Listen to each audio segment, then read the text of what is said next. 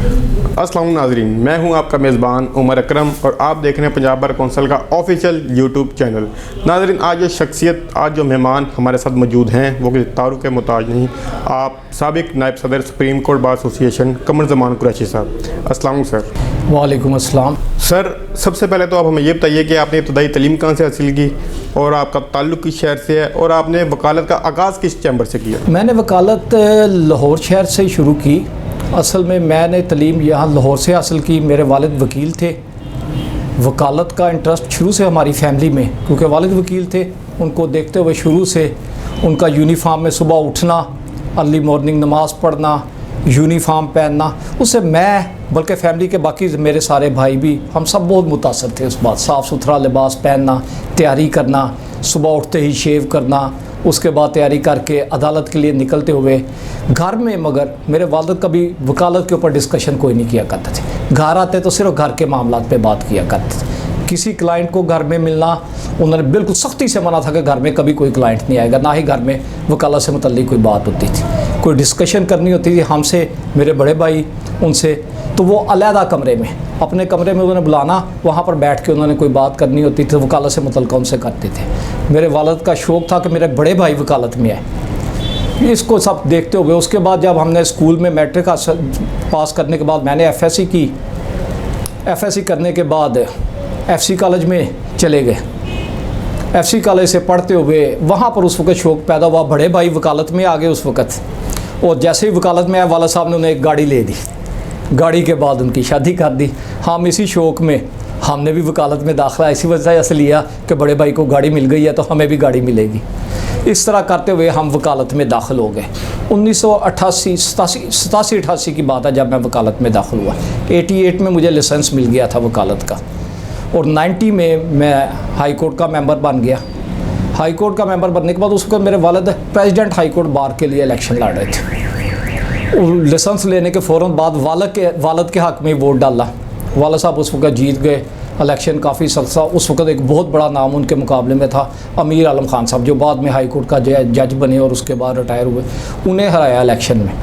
वो शौक़ पैदा हो गया कि जी वकालत में एक तो वो मज़ेदार सी लाइफ, वालिद के पास मुख्तलिफ़ तबक़ात से लोग आते थे, उन लोगों से मिलना जुलना, उठना बैठना, कहीं डॉक्टर्स, इंजीनियर्स, मज़दूर तबका, ये सारे लोग आते थे। मुख्तलिफ़ तबक़ात ज़िंदगी के लोग आते थे, तो ज़िंदगी का तजर्बा वो उन लोगों को देख देख के हुआ। उसके बाद फैमिली के लोग वाला साहब की बहुत रिगार्ड किया करते थे। वकालत में इंटरेस्ट, ये सब कुछ देखते हुए बढ़ता चला गया, और हम वकालत करते करते 10 साल हाई कोर्ट की वकालत के बाद, क्योंकि वालिद वकील थे, उन्हें पता था सुप्रीम कोर्ट का लाइसेंस बहुत ज़रूरी है वकील के लिए। पूरी 10 साल की वकालत के बाद 2002 में मैं सुप्रीम कोर्ट का लाइसेंस होल्डर हो गया। वकालत शुरू करते हुए मेरा इंटरेस्ट असल में मेरे दफ्तर में जो से वालिद साहब के साथ काम शुरू किया मैंने शुरू में, तो इंटरेस्ट था जो सा वो लेबर और सर्विस लॉज में था, क्योंकि वालिद साहब के दफ्तर में ज़मान कुरैशी लॉ चैम्बर्स के नाम से वालिद साहब रन कर रहे थे। उस वक्त चैम्बर 4 मजांग रोड पे था। बाद ये जो सी बिल्डिंग है हजवेरी कॉम्प्लेक्स में हम शिफ्ट हो गए। ये वालिद साहब ने ख़रीदा।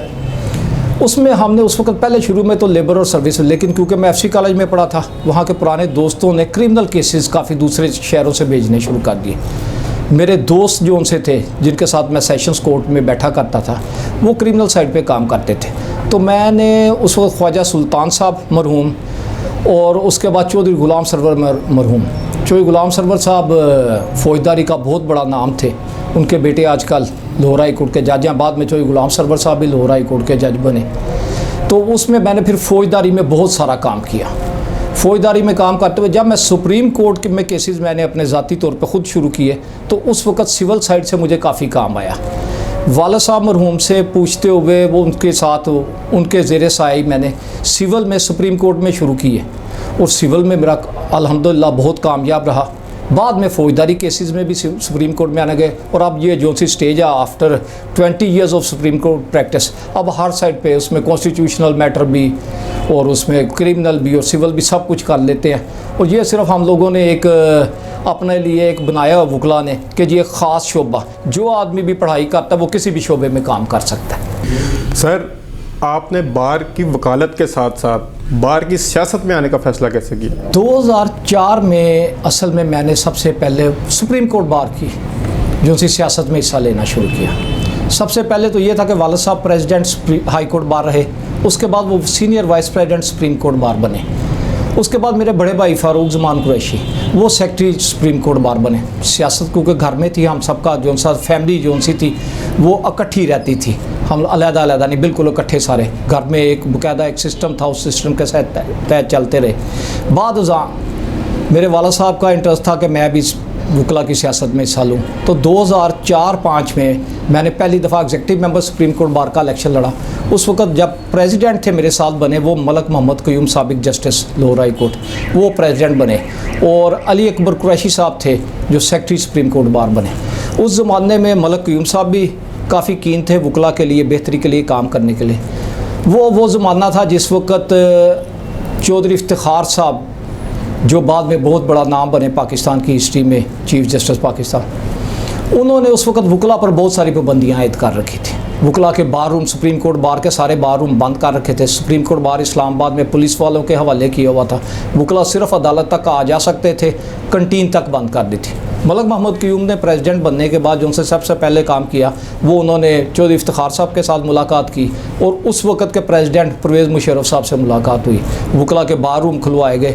वकला की वेलफेयर का मामला आया तो उन्होंने एग्जीक्यूटिव कमेटी जिसमें मैं भी था उसमें ये बात लाए, और उन्होंने मुझे बतौर इंचार्ज अपनी पावर्स दी कि जी आप देखें इसमें हम क्या क्या बेहतरी के काम कर सकते हैं। उस वक्त हमने हर रजिस्ट्री में सुप्रीम कोर्ट बार की, लाहौर, कराची, कोयटा, पेशावर और इस्लामाबाद, उसमें सब में डिस्पेंसरीज जो सी एमरजेंसी रिलीफ के लिए छोटी मोटी बीमारियों के लिए वो डिस्पेंसरीज बनाई।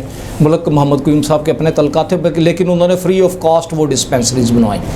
उस वक्त 10 करोड़ रुपया वकला के लिए गवर्नमेंट से हासिल किया गया, और उस 10 करोड़ रुपये का हमने एक फ़ंड बना के वकला को पेंशन के तौर पर, जो से वकला बूढ़े बीमार काम करने के काबिल नहीं रहे, 10 से 15 हज़ार रुपया महीना देना शुरू किया। वो 10 करोड़ रुपये आज भी फ़िक्स डिपॉजिट में होते हैं, उसमें से आने वाला मुनाफा जो सा है वो इन बुज़ुर्ग वकला में 10 से 15 हज़ार रुपया महीना तकसीम किया जाता है।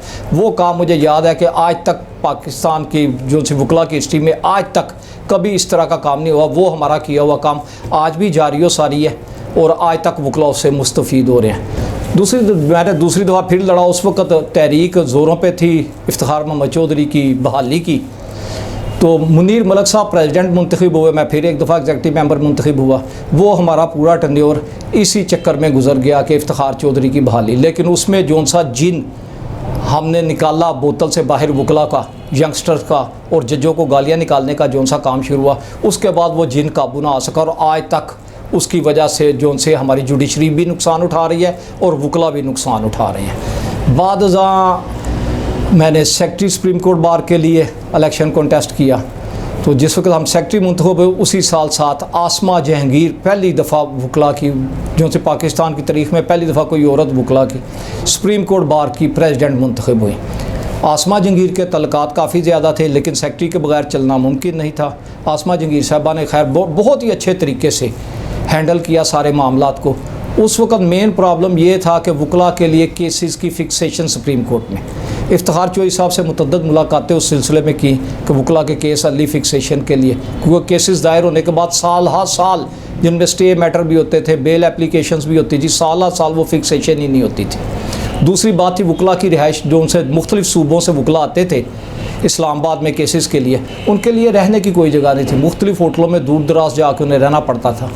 उस वक्त आसमा जहांगीर के साथ मुशावरत से हमने ये सोचा कि गवर्नमेंट से कोई प्लॉट लिया जाए, उसकी अदायगी करने के बाद वकला के नाम पे ख़रीदा जाए। तो उस वक्त हमने 8 कनाल का प्लाट, आसफ़ अली जरदारी साहब उस वक्त प्रेसिडेंट थे, पीपल्स पार्टी की हुकूमत थी, आसमा जहांगीर साहबा का काफ़ी सारा तल्लुक़ था, लेकिन उसमें जो सी ज़रूरत थी वो ये थी कि जी किस तरह इस पर अमल दरामद कराया जाए। बहरहाल वो हमारी 6 माह की बेहतरीन कोशिश के बाद वो प्लाट हमें मिल गया। हमने गवर्नमेंट को पे किया, उसमें कभी CDA की रुकावट आ जाती थी, कभी इंटीरियर मिनिस्ट्री की रुकावट आ जाती थी, कभी ये होता था कि रेड जोन में है प्लाट इसलिए नहीं वकला को दिया जा सकता, लेकिन अल्हम्दुलिल्लाह हम उसमें कामयाब हो गए। और आज वहाँ पर जो है जी 6 मंजिला एक इमारत मौजूद है जिसमें वकला पूरे पाकिस्तान से आते हैं, और 2 से 2.5 हज़ार रुपया जो सा उसका डेली किराया पर वहाँ पर रहते हैं। और वो आज तक पाकिस्तान में वैसी कोई बिल्डिंग वकला के लिए आज तक पाकिस्तान बनने से लेकर आज तक किसी बार कौंसल ने नहीं बनाई जो हमने वो काम किया था। उसी वक्त ही हमने प्लाट वकला के लिए लेने के लिए, कि वकला की रिहाइश इस्लामाबाद के लिए एक कोशिश शुरू की थी। वो अभी हाल ही में माजी करीब में जो सी है वो भी बार आवर हुई और वो सुप्रीम कोर्ट से एक फ़ैसला हुआ और वकला के लिए प्लाट का भी वो इंतज़ाम हो गया और जल्दी वो भी डिस्ट्रीब्यूट हो जाएंगे। हमने अपनी तरफ से, और यही वकला का काम है जिस वक्त बार कौंसल्स का या बार एसोसिएशंस का यही काम है कि वकला की वेलफेयर के लिए जब आते हैं तो उनकी बेहतरी के लिए कुछ काम करें। सर, यंग लॉयर्स को शुरुआत में जिन मुश्किलात का सामना करना पड़ता है, आप यंग लॉयर्स को क्या पैगाम देना चाहेंगे? इसमें यंग लॉयर्स से मुतल्लिक मैंने काफ़ी देर, हम दोस्त हमारे साथ दोस्त आए, मेरे साथ भी जूनियर्स रहे, वाला साहब के जूनियर थे, उसके बाद मेरे ये दोस्त क्लोज सर्कल में काफ़ी सारे जूनियर लड़के आए। एक ही मशवरा देता हूँ, असल में आए हैं कि जी इस वक्त जो सी मौजूदा सूरत लॉ कॉलेज़ की चल रही है उसमें लड़के ग्रुप की सूरत में वहाँ से निकल के आते हैं और ग्रुप की सूरत में आके किसी सीनियर को ज्वाइन करते हैं। और जो सी सबसे बुरी बात हमारे दोस्त जो से यंगस्टर कर रहे हैं, जो सी गलती है उनकी बहुत बड़ी, वो आते ही अदालतों में पेश होकर रिसर्च वर्क नहीं करते, सिर्फ अदालत में पेश होने का तरीका और उसके बाद गैंग की सूरत में अदालतों में पेश होना, जो उनसे सबसे बुरी बात हुई है। असल में जो बच्चा भी वकालत में आए उसे चाहिए रिसर्च वर्क से शुरू करे, किताबें पढ़ना शुरू करे। एक तो मुतलका अपना कानून पढ़े, CPC है या CRPC है या PPC है, इन सब पे रिसर्च करे, एविडेंस एक्ट को देखे, इनको देख के जिस वक्त वो इस तरह पढ़ के चलेगा कानून शहादत को और इनको जो से मुतलका किताबें हैं उसको करके, उसके बाद जो से लेटेस्ट हमारे जो से फैसले आते हैं हाई कोर्ट और सुप्रीम कोर्ट के, उनको अगर पढ़ेगा तो बेहतरीन और कामयाब वकील होगा। इब्तदाई 2 से 3 साल की जो सी मेहनत है वो उसे सारी ज़िंदगी काम देगी। बच्चे जो से आजकल कर रहे हैं वो इस बात से अवॉइड कर रहे हैं कि रिसर्च वर्क नहीं करते। दफ्तर में उन्हें चाहिए कम अज़ कम 2 घंटे अपने सीनियर के साथ सिर्फ रिसर्च वर्क पे सर्व करें। उनसे जो सी बात समझ नहीं आती अपने सीनियर से पूछें और उसके मुताबिक आगे तैयारी करें। जब तक ये नहीं करेंगे अच्छे वकील नहीं बन सकेंगे, क्योंकि टॉप में वकालत में हर वक्त जगह खाली है। सर, वकालत और सियासत दोनों मुख्तलिफ चीज़ें हैं। लोग कहते हैं कि पॉलिटिकल लॉयर कभी प्रोफेशनल लॉयर नहीं बन सकता, आपकी क्या राय है इस बारे में? देखिए, जो बात है ना कि जी सियासत और वकालत जो अलहदा चीज़ें हैं, मेरा नहीं ख्याल कि ये बात दुरुस्त है।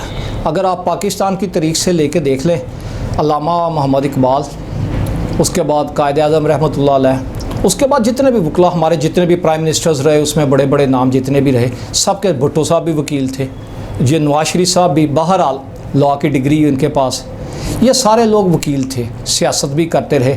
लेकिन वकला में से जो सी सियासत है कि जी केसेस की हद तक जब वो काम करते हैं, किसी क्लाइंट का केस डील करना, तो उसमें सियासत नहीं होनी चाहिए, उसको पार्टी बेसिस पे नहीं लेना चाहिए, उसमें सिर्फ उन्होंने अपनी ड्यूटी डिस्चार्ज करनी है। वकला को चाहिए कि सियासत में, मेरा ख्याल है कि वकला अगर सियासत में हिस्सा लेंगे तो पाकिस्तान के लिए बेहतर है। सर, फेस रिलीफ के बारे में आप क्या कहेंगे, क्योंकि बार के अहदेदारों को फेस देख कर रिलीफ दिया जाता है? देखिए, इसमें जो सी बात है ना कि जी चेहरा देख के रिलीफ मिलना, ये बात किसी हद तक दुरुस्त है।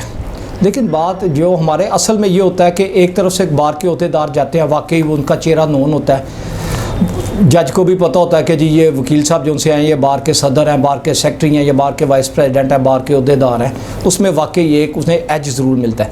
लेकिन असल प्रॉब्लम यहाँ से नहीं शुरू होता, प्रॉब्लम यहाँ से शुरू होता है कि जिस वक्त जज जो सी हमारी जुडिशरी में भी ये नुकाइस मौजूद है। अगर हमारी जुडिशरी थोड़ा सा इम्पार्शियल रहे तो वो उसमें असल में अपने बेनिफिट्स के लिए, उन लोगों से बचने के लिए जो सी बार होती है उनसे बचने के लिए ये हमारी जुडिशरी भी उन्हें फेवर करती है।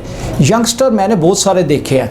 मुझे याद है कि हमारे एक दोस्त बुरहान मज़हर मलिक, अब भी बहुत बड़ा नाम है वकालत का, शुरू में वकालत में आए मगर वो तैयारी करके आते थे। बहुत सारे और यंग वकला मैंने देखे, हमारे एक दोस्त है जवाद ज़फ़र एडवोकेट, तैयारी करके आते हैं। मैंने बहुत बड़े बड़े नाम, उनके मुकाबले में मैंने देखा कि प्रेसिडेंट बार भी पेश हो रहे हैं, लोअर कोर्ट में भी और हाई कोर्ट में भी मैंने इन लोगों को देखा।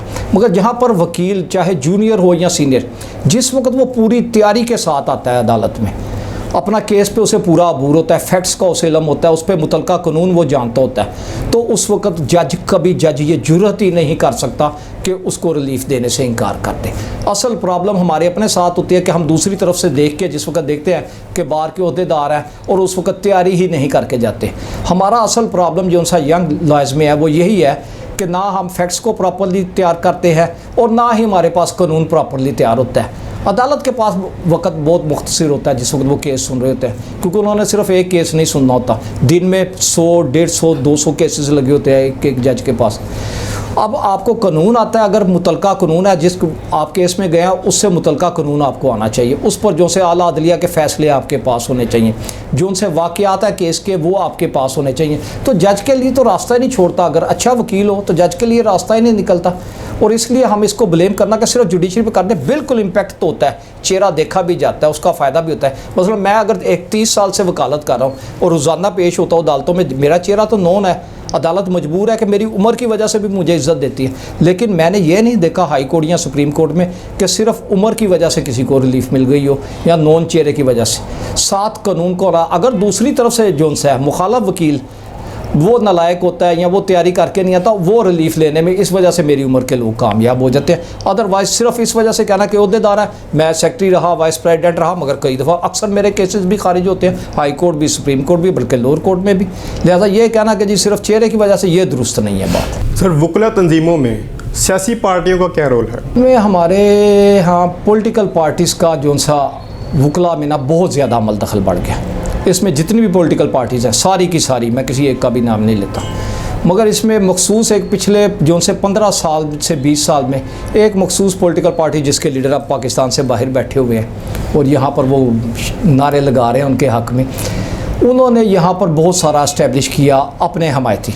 उसमें उन्होंने असल में एडजस्ट करते रहे, जो सा हमारा ख़ास तौर पे एडवोकेट जनरल ब्रांच है या अटॉर्नी जनरल ब्रांच, उसमें अपने पसंदीदा आदमी लगाते रहे और वो एक रवायत चल पड़ी उसके बाद कि अपनी पसंद के लोग लाएं, लेकिन काबिलियत ना देखी। यकीनन पॉलिटिकल पार्टीज़ का ये हक़ है जिस वक्त इक़्तिदार में आती हैं तो उन लोगों को लेके आएँ जो उनसे उनकी पार्टी की पॉलिसी को आगे चलाएँ, कानून के मुताबिक चलें, लेकिन असल मेयार काबिलियत है।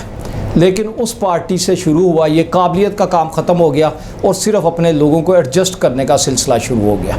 अब एडवोकेट जनरल ब्रांच या अटॉर्नी जनरल ब्रांच या दूसरे महकमे जो पॉलिटिकल पोस्ट होती है वकला में भी जो से इन ब्रांचेस में, वहाँ पर नलायक लोगों को भर्ती करना शुरू कर दिया। उस वजह से आपको देखा कि हर रोज़ हजीमत उठाना पड़ती है हुकूमतों को, सिटिंग हुकूमतों को, साबका हुकूमतों को भी, हाई कोर्ट में भी और सुप्रीम कोर्ट में भी। अक्सर सुप्रीम कोर्ट में स्ट्रक्चर पास होते हैं उन वकला के ख़िलाफ़ जो डिप्टी अटॉर्नी जनरल या advocate general, additional advocate general पेश होते हैं। ये ख़राबी जो सी है ना, इसने काफ़ी ज़्यादा इसमें वकालत में काम को खराब। दूसरा जो सा पॉलिटिकल पार्टीज़ का एजेंडा लेके वकील का चलना, ये बात गलत है।